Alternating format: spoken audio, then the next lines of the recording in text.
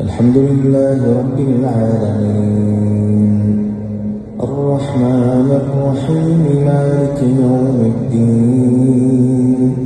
إياك نعبد وإياك نستعين اهدنا الصراط المستقيم صراط الذين أنعمت عليهم غير المغضوب عليهم ولا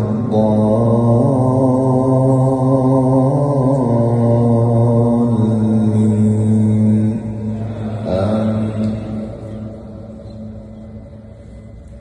يا أيها الذين آمنوا اتقوا الله حق تقاته ولا تموتن إلا وأنتم مسلمون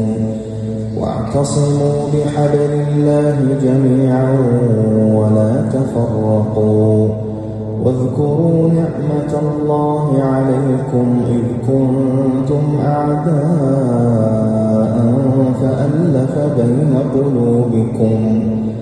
فألف بين قلوبكم فأصبحتم بنعمته إخوانا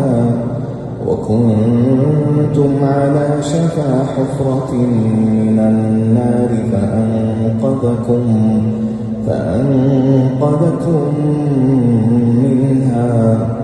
كذلك يبين الله لكم آياته لعلكم تهتدون ولتكن منكم أمة يدعون إلى الخير ويأمرون بالمعروف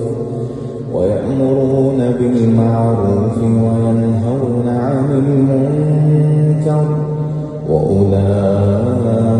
وأولئك هم المفلحون ولا تكونوا كالذين تفرقوا واختلفوا من بعد ما جاءهم البينات وأولئك لهم عذاب عظيم يوم تبيض وجوه وتسود وجوه فأما الذين اسودت وجوههم أكفرتم بعد إيمانكم فذوقوا العذاب بما كنتم تكفرون وأما الذين ابيضت وجوههم ففي رحمة الله هم فيها خالدون تلك آيات الله نتلوها عليك بالحق وما الله يريد ظلما للعالمين ولله ما في السماوات وما في الأرض وإلى الله ترجع الأمور كنتم خير أمة أخرجت للناس تأمرون بالمعروف وتنهون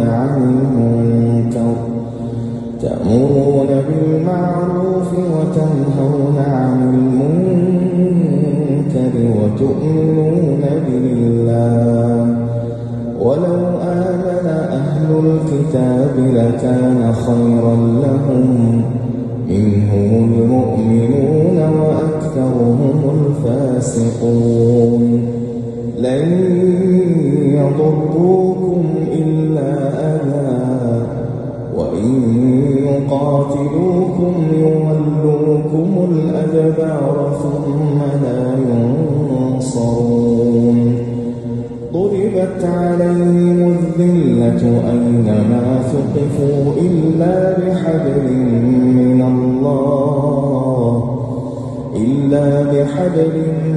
من الله وحبل من الناس وباءوا بغضب من الله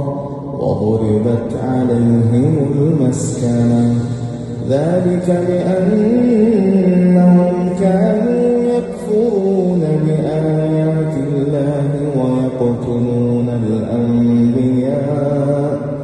ويقتلون الأنبياء بغير حق ذلك بما عصوا وكانوا يعتدون